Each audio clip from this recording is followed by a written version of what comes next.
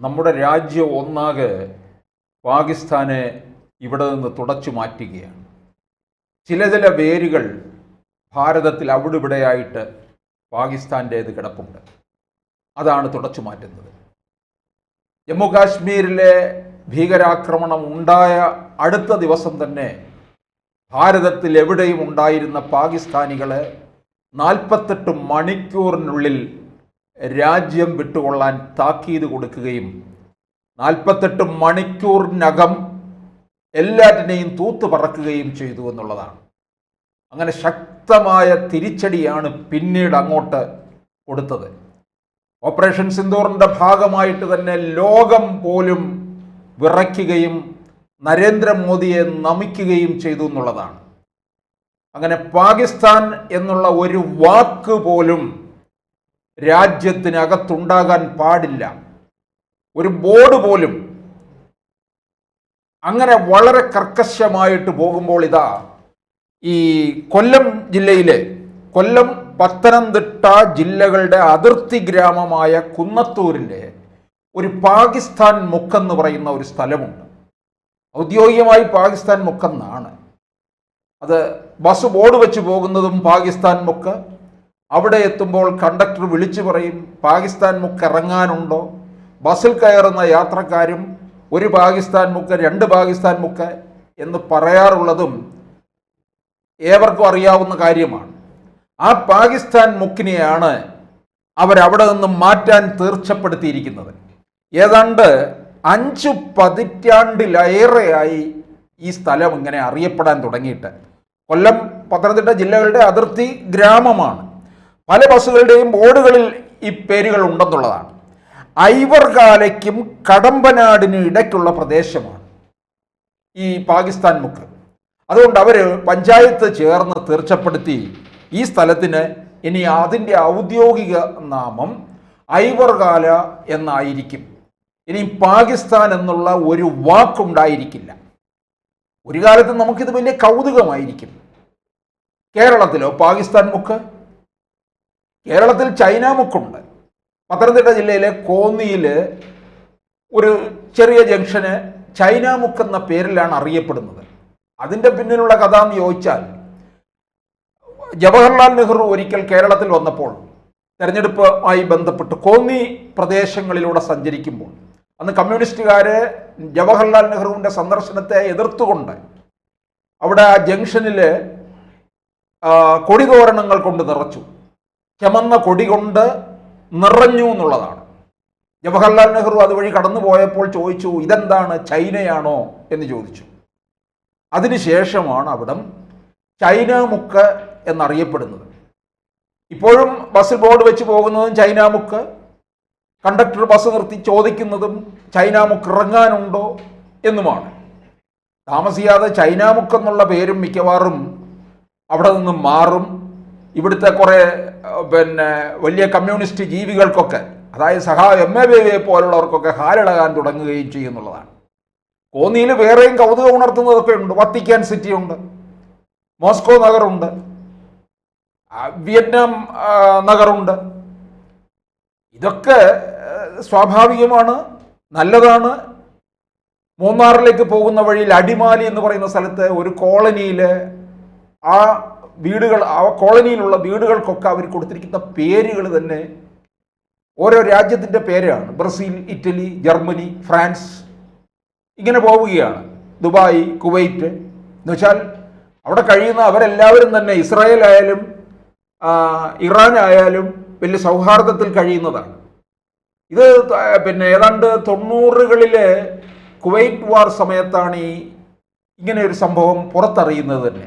അങ്ങനെ രാജ്യങ്ങളുടെ പേരാണ് ആ കോളനിയിൽ വീടുകൾക്ക് നൽകിയിരിക്കുന്നത് എന്നുള്ളത്.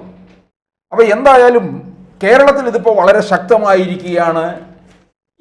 ഇത്തരത്തിലുള്ള വിദേശ രാജ്യങ്ങളുടെ പേര് പിടിച്ചുകൊണ്ടുള്ള കവലകളും മറ്റും. അതിൽ പാകിസ്ഥാനെ ഇനിയും വെച്ച് പൊറുപ്പിക്കില്ല എന്നുള്ളതാണ്.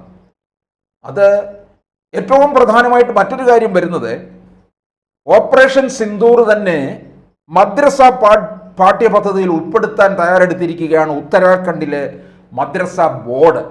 അത് തന്നെ ഒരു വലിയ തീരുമാനമാണ്. മദ്രസ പാഠ്യപദ്ധതിയിൽ ഉൾപ്പെടുത്താൻ ഒരുങ്ങി മദ്രസ ബോർഡ്. മദ്രസകളിലെ വിദ്യാർത്ഥികളിൽ ദേശസ്നേഹം വളർത്തുക എന്നതാണ് ആത്യന്തിക ലക്ഷ്യം. പ്രതിരോധ മന്ത്രി രാജ്നാഥ് സിംഗുമായിട്ട് ബോർഡ് ചെയർമാൻ ഇക്കാര്യത്തെക്കുറിച്ച് കൂടിക്കാഴ്ച നടത്തി. പിന്നാലെയാണ് ഓപ്പറേഷൻ സിന്ദൂർ പാഠ്യപദ്ധതിയിൽ ഉൾപ്പെടുത്തുന്ന കാര്യം അദ്ദേഹം പ്രഖ്യാപിച്ചത്.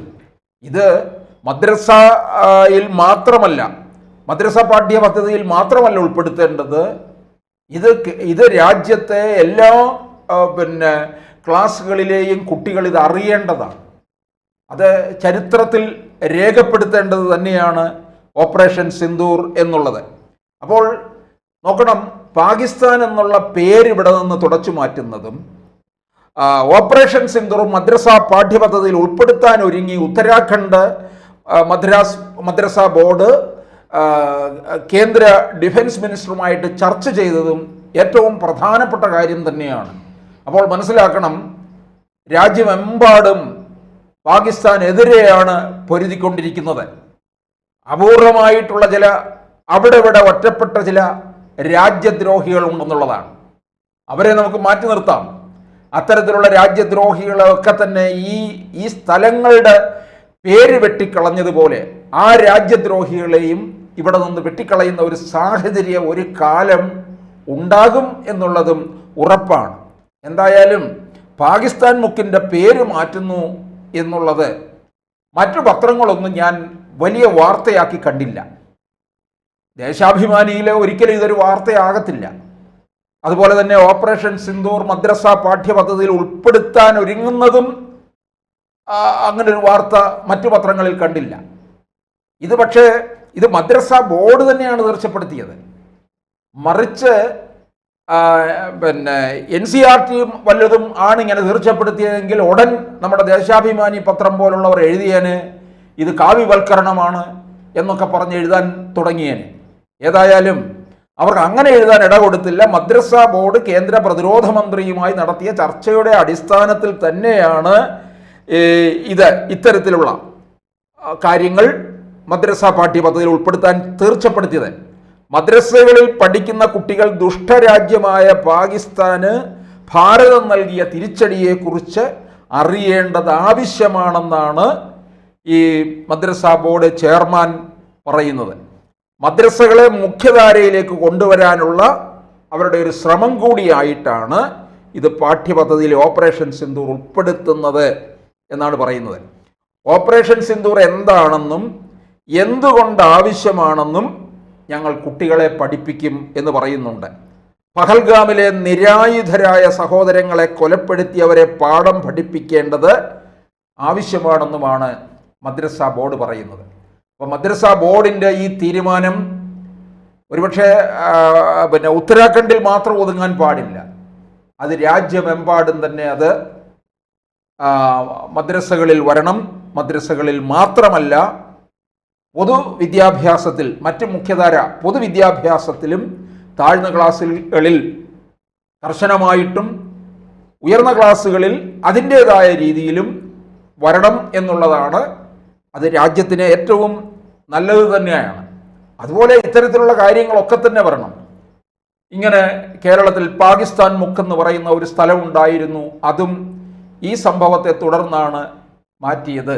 ഇതൊക്കെ ചരിത്രം രേഖപ്പെടുത്തും. എന്തുകൊണ്ടാണ് ഒരു കാലത്ത് ഇങ്ങനെ ഒരു ജംഗ്ഷൻ ഉണ്ടായിരുന്നു പാകിസ്ഥാൻ മുക്ക്? എന്തുകൊണ്ടാണ് അത് മാറിയത്? അത് മാറിയതിൻ്റെ പിന്നിൽ ഇത്തരത്തിലുള്ള ഭീകരാക്രമണം നടത്തിയതിനെ തിരിച്ച് ഇന്ത്യ മഹാരാജ്യം വൻ തിരിച്ചടി കൊടുത്തു. അതിനെ തുടർന്നാണ് പിന്നീട് ഈ പേര് മാറ്റിയത് എന്നുള്ളതും. എന്തായാലും ഇത് ചരിത്രത്തിൽ ഇടം പിടിക്കും.